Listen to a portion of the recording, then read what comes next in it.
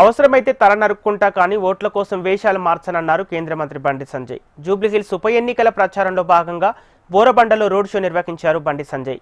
జూబ్లీహిల్స్ ఎన్నికలపై వస్తున్న సర్వేలన్నీ బోగస్ అని కొట్టిపారేశారు. ఈ ఉప ఎన్నికల్లో వచ్చే ఓట్లతో బీఆర్ఎస్ శాశ్వతంగా ఫామ్ హౌస్ కు పరిమితం అవడం ఖాయమని జోస్యం చెప్పారు. ముఖ్యమంత్రి టోపీ పెట్టుకున్నాడు, అటు పక్కన అజరుతున్నాడు, అడిగి నవ్వుతాడు. ఏంటంటే వీళ్ళు పగటి పిచ్చగాలి, వీళ్ళు పగటి వేషాలు కొత్త పిచ్చగాలి, వీళ్ళే మనుషులు రాబాయి. నేనే టోపీ పెట్టుకోలే, టోపీ పెట్టుకోవాల్సి పెట్టుకోలే, ఎవరు పెట్టుకుంటారు పెట్టుకున్నాడు టోపీ. వాడు నవ్వుతున్నాడు, వీడు మా ఓట్ల కోసం మా చుట్టూ గిట్లా తిరుగుతారా వీళ్ళు అని వాళ్ళు కలిసే నాకు. నేనన్నా రేవంత్ రెడ్డి ఇలా అజరుద్దీన్కి టోపీ పెట్టకుండా నువ్వు పెట్టుకున్నావు చూసినావా, నాకు వేణుమాధవి గుర్తొచ్చింది అన్న. ఇలా నీ క్యాండిడేట్ పెట్టుకున్నట్టు చూసినావా, నేనంటున్నా అరే నీకు దమ్ముంటే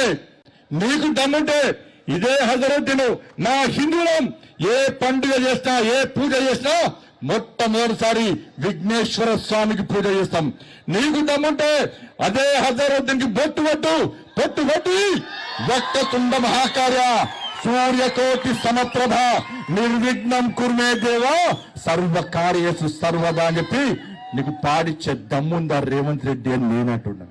ఏం ఇయ్యలే కానీ మళ్ళీ ఏం చేసిండు రేవంత్ రెడ్డి సార్ 100 రోజులు ఇస్తాడు, ఒక్కటి ఇయ్యలే. ఇక మళ్ళీ ఏమన్నాడు, నేను రాగానే కేసీఆర్ సంగతి చెప్తే కేసీఆర్ కుటుంబాన్ని జైలు పంపిండా. 1,00,000 కోట్ల అవినీతి అన్నాడు.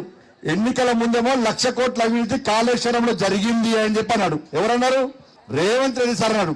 మేమన్నాం, మా కిషన్ సార్ అన్నాడు, సిబిఐ ఎంక్వైరీకి మేము కేసు ఎంక్వైరీ చేస్తాం.